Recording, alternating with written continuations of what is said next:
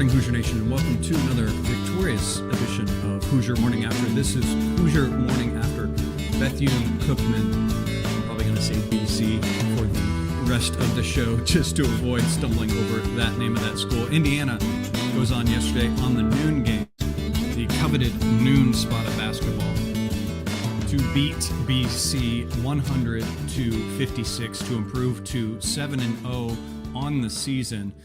Kind of the final tune-up game for IU before getting into a really kind of important early four-game swing for IU. Was really hoping for a game that IU could get some rhythm and success kind of on both sides of the ball, really show up and play their game, do what they wanted to do, not play down to their competition. You've seen that a lot in past games like this, the kind of early season trap games. Indiana's been very guilty of this in the past and been very frustrating because you'll not be as energetic or ready for these games, and you find teams that just kind of play to the competition or autopilot through it. And we've seen that this year. We've had a game that's been very similar to that, that's felt very lackluster. This was not the case. IU had some really good rhythm and success on both sides and got off to a great start in this game, shooting the ball overall as well in this game. 4 threes made early in the game, along with 2 Connerway fast break layups, got IU up to a 20-point lead in the first 5 minutes of this game. The first 6 possessions of the game were very successful like that, and that was very much the story of the rest of the half. IU scoring at the three-point line, taking some maybe ill-advised long ones here and there, but then also getting to the paint, being efficient in those 2 zones. Again, if we could bring it up, if I had it, I would show you, but the shot tracker was very good in this. You'd see a lot of dots outside of the three-point arc and a lot inside the paint. So IU being very efficient and very smart with those. And again, that was very much the story of the first half and really kind of led over into the second half. The lead going into halftime for IU was 51-23. The second half, again, very much the same story. IU could have relaxed. IU could have just coasted through, but they kept up the great ball movement, great screens, great cuts, backdoor cuts, all of that. Beautiful. Attacked the basket as well when they needed to, got to the line. Just a good job taking care of business, doing what you need to do in this type of game, getting into this 4-game stretch of 2 Big Ten opponents and the 2 Kentucky teams leading up. I'm your host, Chad Schwartzkopf, here with you always. Martha may be popping in at some point to give his impression of the game. So we'll move forward as we get going into this show. Thank you for being with us. I think it is quick for us to want to talk mainly about Indiana's offense. That's kind of where you get mindset focused in basketball and with these teams and what we've seen in the past. And I think the thing that you continue to see great with this team that has been a surprise since the season started is their defense. Just had great intensity to them the whole entire of the game. It just continues to show where we were concerned about the size and where Indiana would match up. And we still obviously haven't had a huge test with that. We'll have that going into these next 4 games. We've at least seen where IU is going to make up for that in ball pressure. The ball pressure, on-ball pressure has just been fantastic. 8 steals on the game, 11 fast break points, kind of tells that story for you. You could see where IU was being a pester on that. Connor Enright being chief among that. And along with Tatum as well, does that as well. And then Lamar as well. Your star kind of scorer or shooter, you would not expect to be a great on-ball defender or thing like that, because a lot of times they come up from the ranks through AAU ball and all that, and you don't see players that really are used to having to play defense. We kind of had a player like that last year on the squad. I won't name names in that circumstance, but this is a team that all buys in on the defensive end and keeps that intensity up. and that on-ball pressure. And I think you saw that a lot in this game as well, with IU forcing all those steals, forcing turnovers for BC. Let me see real quick, looking that up. BC finished with 11 turnovers. I believe a lot of those were forced by IU, not many of the travel calls like we saw in the last game.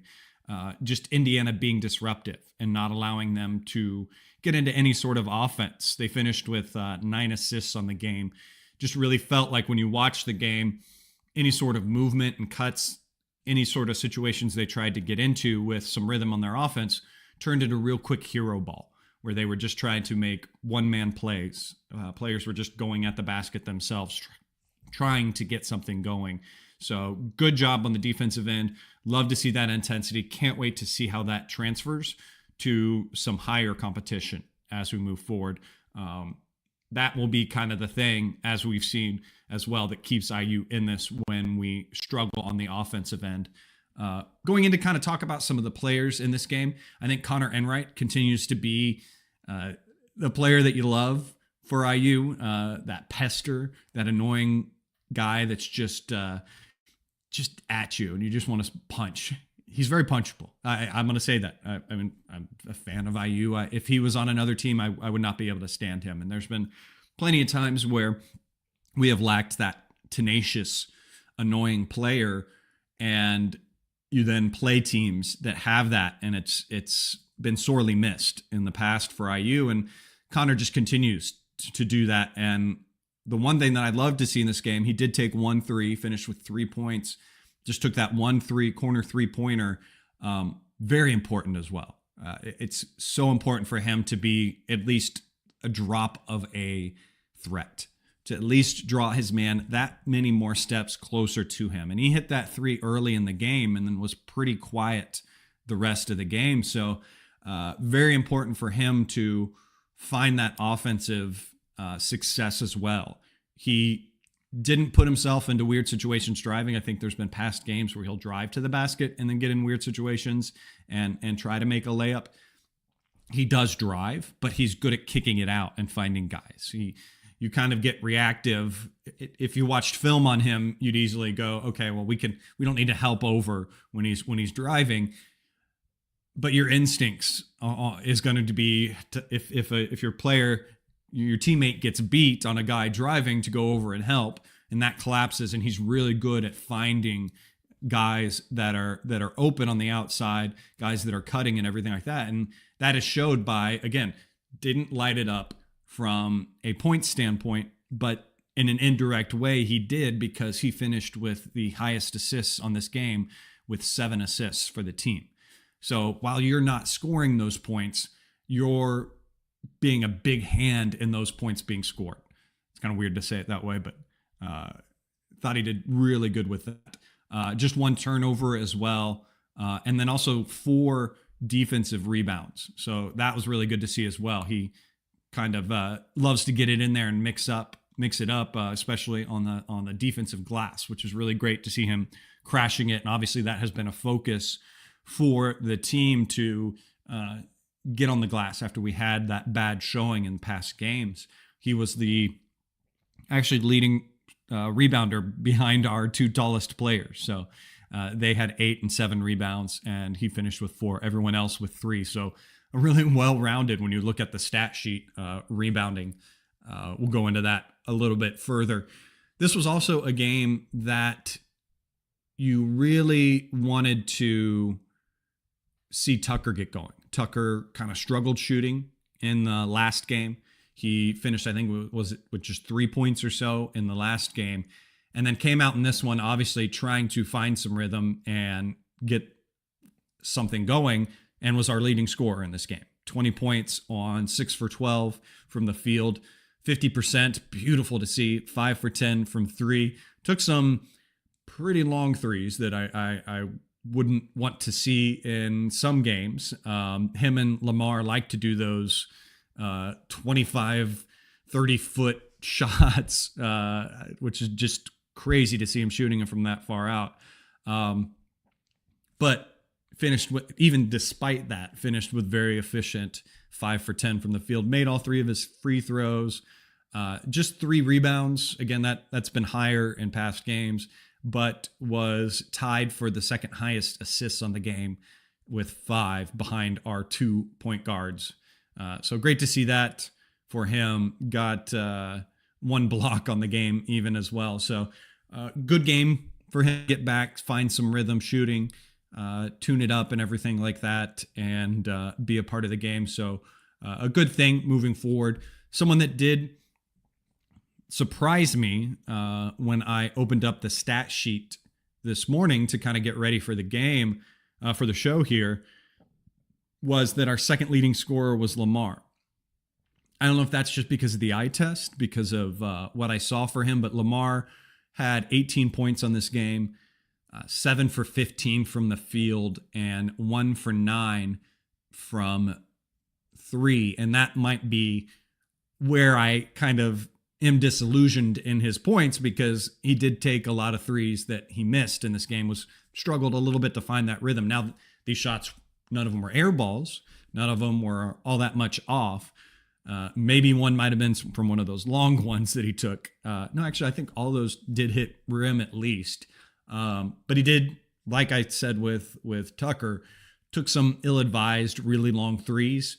I think we'll see at least one of those from each of them a game. I think they had more than just one. I'm going to try to count the next game. And I get it, because they're open and they do have a possibility of making those. And if they do make those, especially at home, Assembly Hall would just erupt with a long 3 like that. But I don't want to see him too often, getting that cocky with them. He did have one of his threes, which is great to see, and a continued threat on one of those fast break opportunities that Indiana had. I think it was Alexis ran the court, brought everyone to the basket, and it was an easy dump off for him as he stepped into a nice 3 in transition.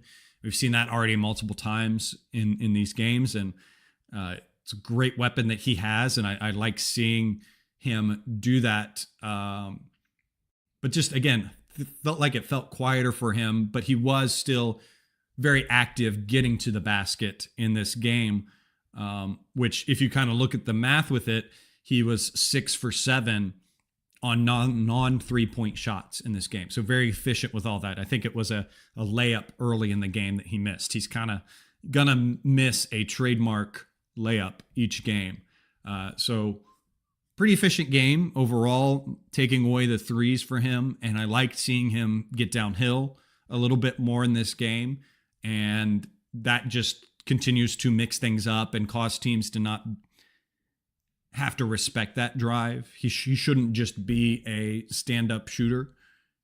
He needs to be able to be that threat for teams to honor that. And then that just opens up things, not only for him, but for the rest of the team in these games. Looking through other players on this game, I think Connor Enright, I already talked about Connor. Tatum Connerway, the other Connor, finished with 9 points in this game, 4 for 8, had 5 assists in this. Thought he had a very good game, very aggressive game. Thought he had more assists than 5. Felt like he was involved in a lot of the plays in this game. But again, nothing to really complain about from him. Someone that did get into this game that I think in the first half, he scored a little bit more of his points. Trying to see, 8 points. Trent Sicily had 8 points in the first half and 6 in the second. Just felt like he was always where he should be and doing things that he needed to do. I think it was one of his 3-point makes in this game, which he just finished with 1. That he just makes himself available and is ready to shoot when it comes to him. He was 1 for 3 from 3.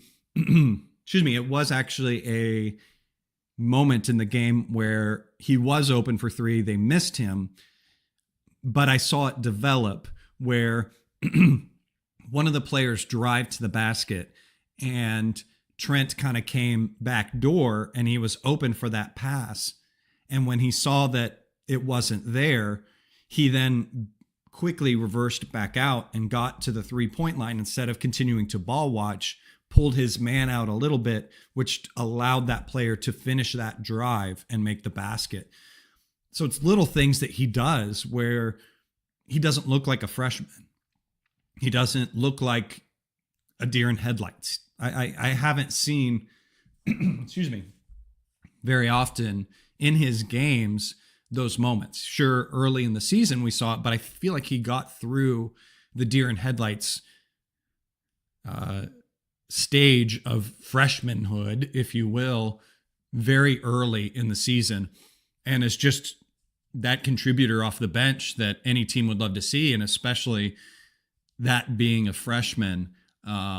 He finished with 14 points in this game on 6 for 10 shooting and led the team in rebounds. That's the other thing too. That hustle that he has, he's clearly doing what he needs to do to get to the glass, boxing out, finish with 9 rebounds on the game, 2 offensively, 7 on the defensive end, highest on the defensive end for Indiana in 22 minutes. So he got a pretty good stretch of minutes in this game as well. And I think that's going to continue. It will be very interesting to see him moving forward as we get into Big Ten competition and other games, how he's going to continue to match up and make an impact.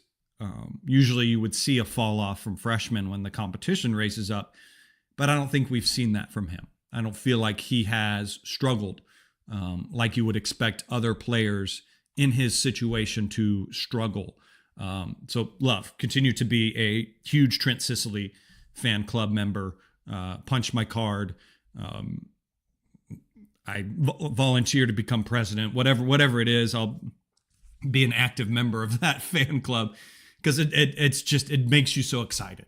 What is more exciting as an IU basketball fan than having an Indiana kid that comes in and just works his butt off as a freshman, doesn't complain, does the right things, is fundamentally sound as a player, and you know you're going to have him for multiple years just to continue, which is especially important in this squad and this team with this many players that we're going to lose going forward.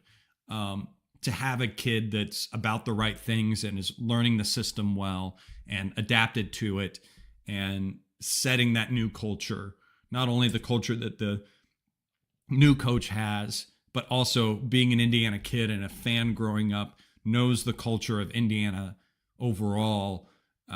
Just great.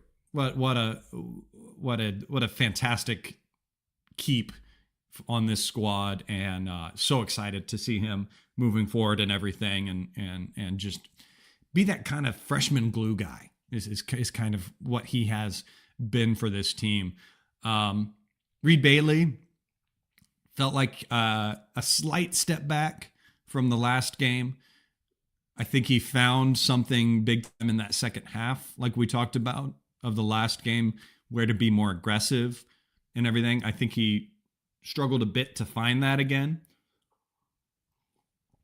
Take a quick drink of coffee there. 5 points in this game, 1 for 4 from the field, 3 for 4 from 3. He did get to the free throw line a couple times as he did find a little bit of that aggression. Did get 7 rebounds, which was good to see. So he was at least active on the glass and finished with 4 assists. So great for a big man as well to find things. And then 2 blocks. I think of the aggression side, that was the good thing to see. Really strong block on one of those. So happy to see that. But I think while not a horrendous game, was maybe a slight step back after he showed us what he can do from a physicality standpoint in the second half of the last game.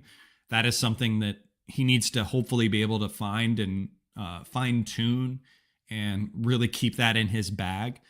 Because if that's where he can find himself, then my concerns in our lack of size goes down considerably.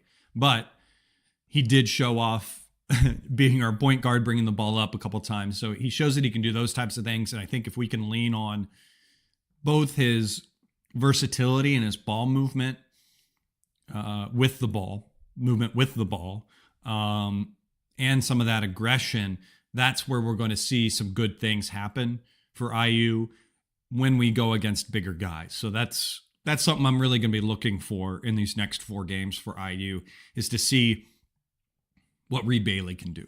My gaze will really kind of be focused on that, because where that goes is going to really kind of tell that extra blip of success in very physical, very big orientated Big Ten conference. So Sam Alexis, I think, came in, did a good job. 14 points for him, 6 for 9 from the field, perfect on his free throws, 8 rebounds, just behind Trent Sicily on the rebounds with 8 to Trent's 9. 1 block from him as well. So 2 steals. So a good game from Alexis coming off the bench. Nothing really stood out as huge plays for me thinking back to the game, but great to have 14 points off the bench. And again, this was a time where the bench guys did get kind of extended minutes, where you have him with 14, Nick Dorn with 14, and Trent Sicily with 14. So big points off of the bench when Tatum Connerway and Reed Bailey and Connor Enright all in the single digits for IU. But again, a lot more minutes for them, get them a lot of run. And you really saw that with Coach as well, messing around with the lineups a little bit and seeing who could find rhythm together. And that was the game to do it. Once the game was handled very well, they were able to do that and continue building. So that was good to see. You saw Josiah Miles get extended run with 13 minutes for him, and Nick Dorn got 19 in this. And good to see him find some success as well, where he finished this game with 14 points, all from the 3-point line and the free throw line. He finished 4 for 5 from the field, 4 for 5 from 3-point line, perfect 2 for 2 from the free throw line as well. And great to see him find some of his offense in this game. Excuse me. Because he needs to be that kind of threat coming off the bench, and hopefully build upon that. And like we said, could be, may not be. We may be kind of set in what our starting lineup is, but if he does crack into that starting lineup, all the better for this team. But was good to see him get into double digits and at least find some rhythm there. I think he could continue to be a threat, also getting downhill with some of his athleticism and everything. And I think that was kind of shown by, I think, the one time he did get to the line on that 2 for 2 was a drive that he got fouled on. So slow build, but good to see him get those minutes and find his footing that much more. Was hoping to see a few other players. There was teased that a few other players might be able to get into the lineup on this one, but didn't see them get in there in the end.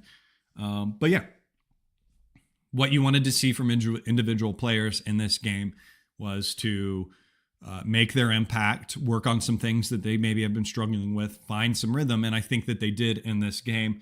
Looking at some stats in this game, not really any tough stats that kind of show their head to concentrate on. 7 turnovers. So that's a good average for IU to hopefully strive for and sit at in this season.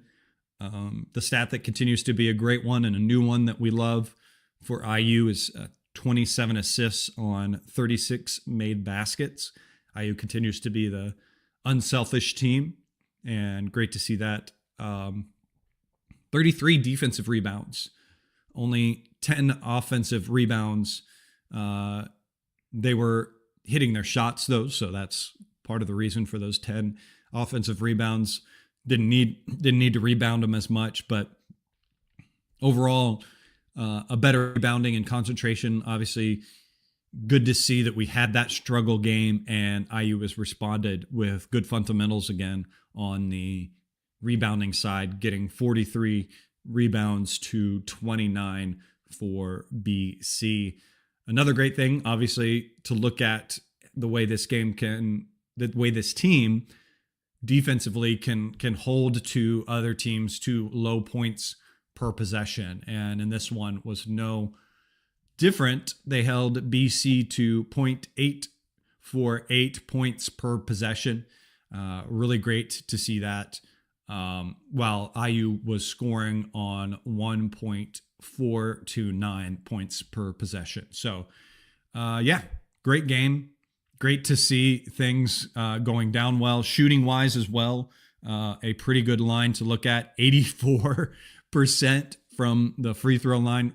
That's astounding and worth a teary eye.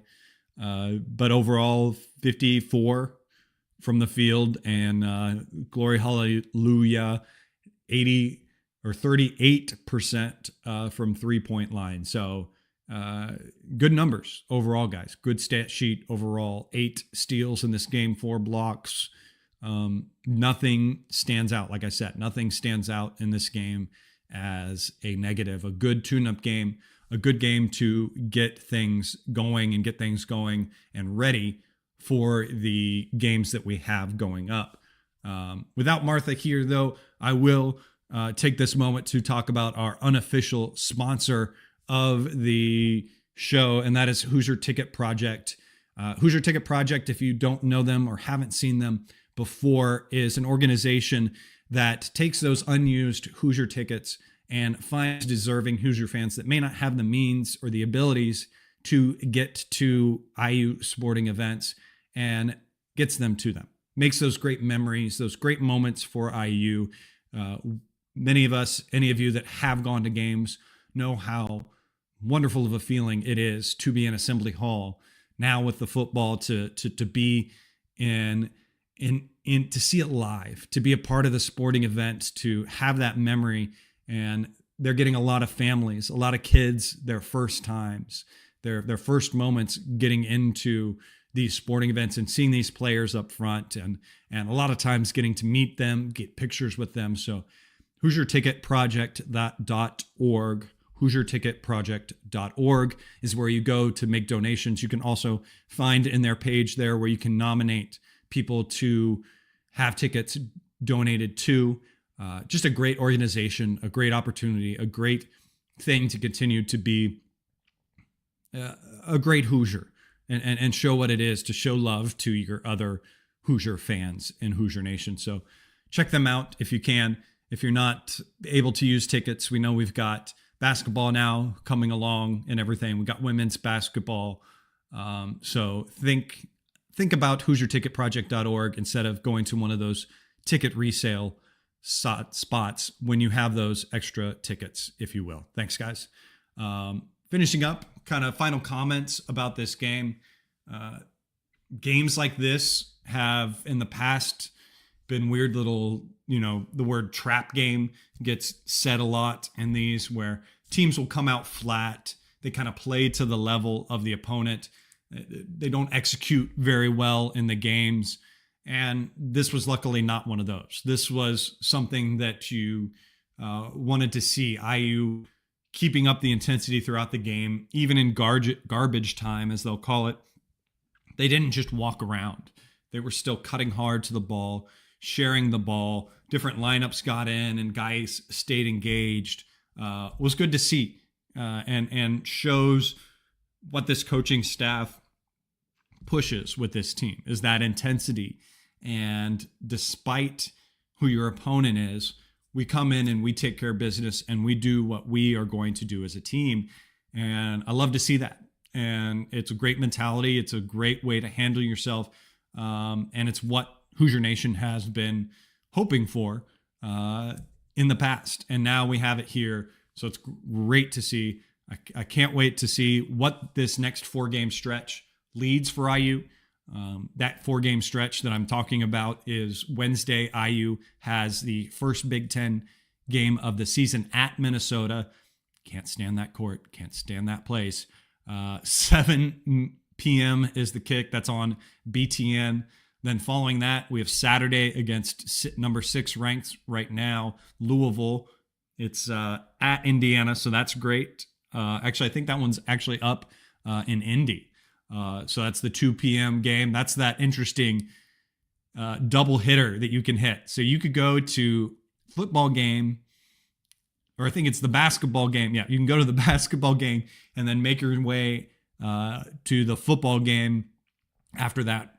I'm jealous of you guys. I know Jennifer probably is going to do that. Let me know if you're watching in the chat, Jennifer, if you're going to that, or any of you are going to try to do that double hitter.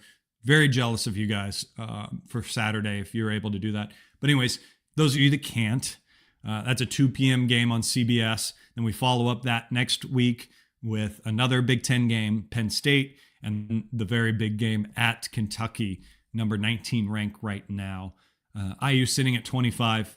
Maybe IU might pop up as well. But a very interesting, very telling possible 4-game stretch that's going to come up here in these next games.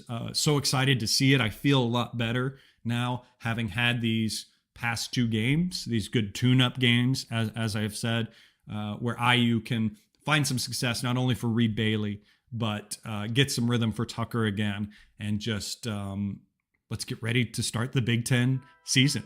Such an exciting time for Indiana, exciting time to have football doing what they're doing, basketball doing what they're doing, women's team doing what they're doing. Volleyball is about to be selected into the tournament for themselves. So that's going to do it for this edition of Hoosier Morning After. Thank you for being with me. Follow me on Twitter at General Chadwick. Martha, you can follow at the Mop Lady. We'll be back again the morning after the next game, Thursday morning. We will see you then. Until then, guys, go out there. Have yourselves a wonderful day. And as always, let's go Hoosiers.